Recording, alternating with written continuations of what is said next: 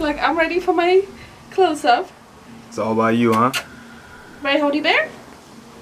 I know. He's like, my name's Hodor, and I like long walks around the block.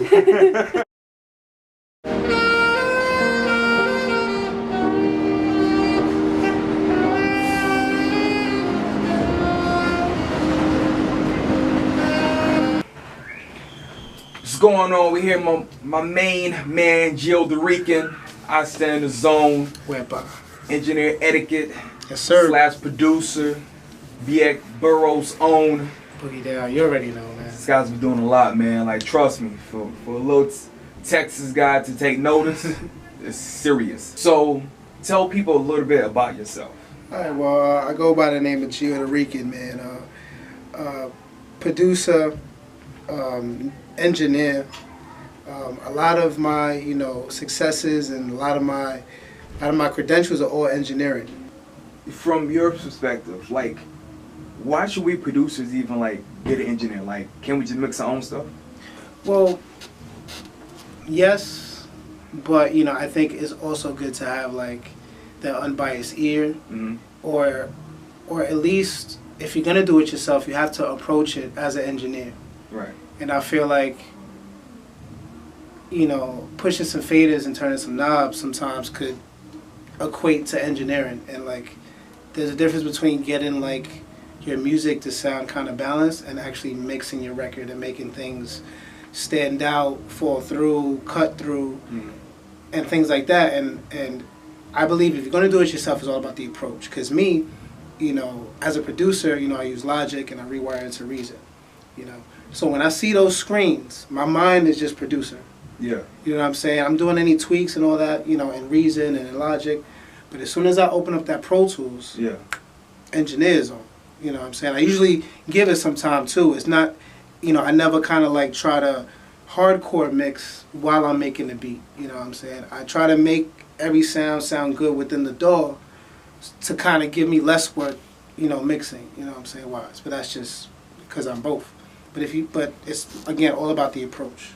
So we're in a time where you can get a cracked version of Waves, you can get the gold pack, you can get on YouTube.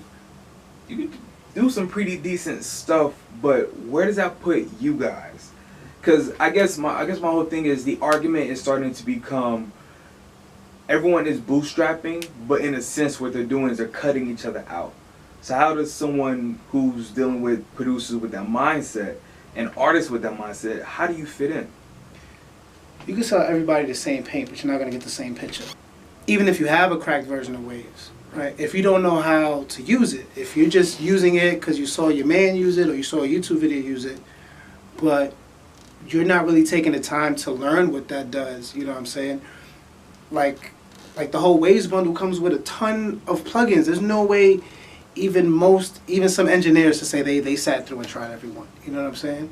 The key is to kind of, really just paint the best picture and try to really sell people on that by showing them your work, showing them your paintings. You know what I'm saying? Like, yo, this is what I did for this artist. He's an R&B artist. This is how I handle R&B vocals. You know what I'm saying? If they could get it for cheaper, let them go get it. And I'm pretty sure they're going to come back to you because they like what you do. Show and prove. Yeah. You know what I'm saying? And if it comes down to you having a conversation with a producer or artist to try to say, why you should mix the record versus somebody else, or even if you're trying to explain why should the record get mixed. A lot of times when they record it, it's like, oh, it sounds good already. Right. Either play them a song that's out in the radio, not out in the radio necessarily, because that's not a really bad example. Like records that have went platinum, went gold, and how they sound and the texture of the sound, the structure of the sound, and you'll see the difference from when they get them from the guy down the block that sells it for $15 or the website that's charging you this amount of money to mix it, whatever. I think, get to know the engineer.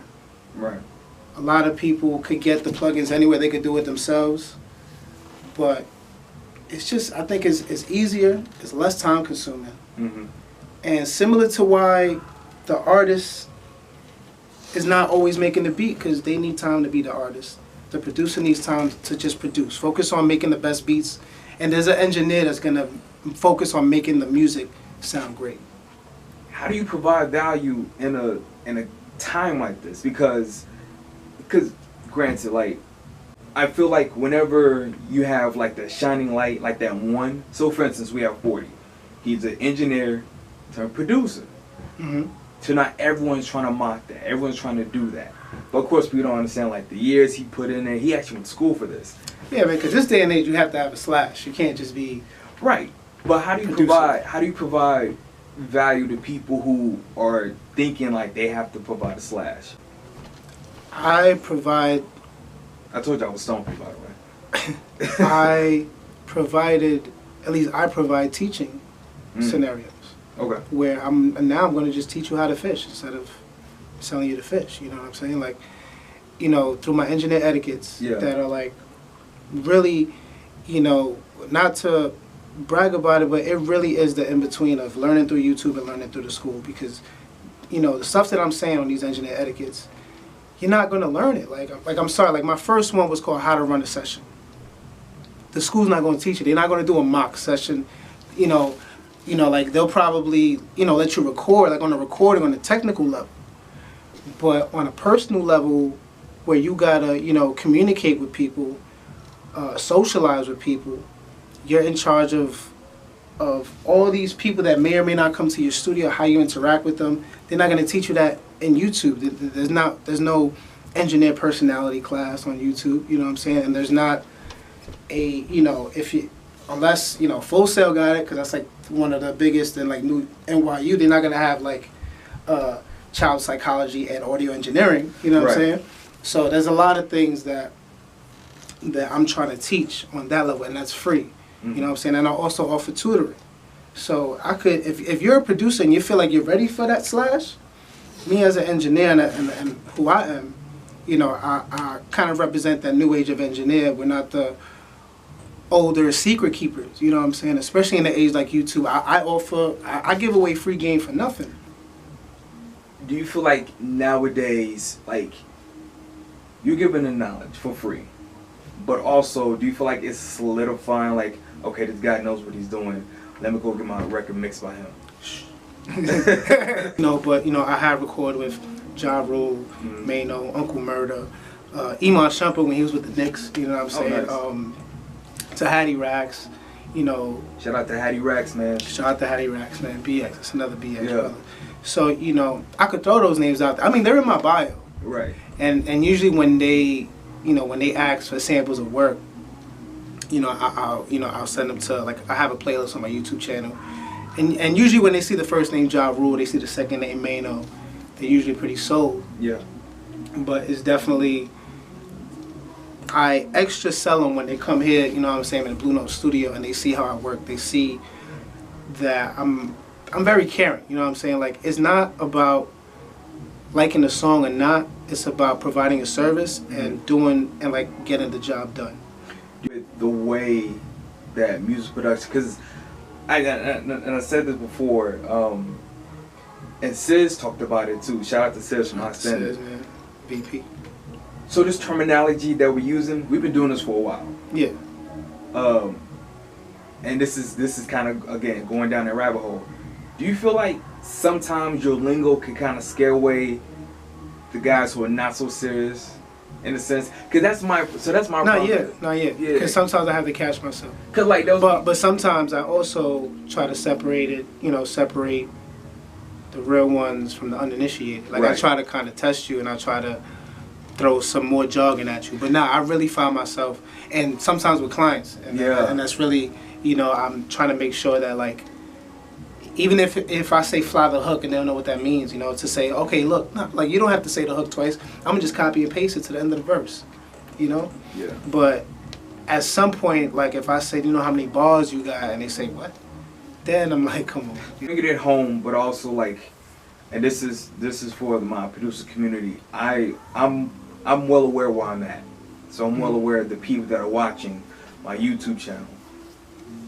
How does someone get started? How would you recommend someone get started being an engineer? Not how the school tells you, but like from your experience, if you could go back and talk to Geo 6 years ago, 7 years ago, what would you tell him? Like, no, do this to get started. Well, I think one, I would say kind of get outside of yourself.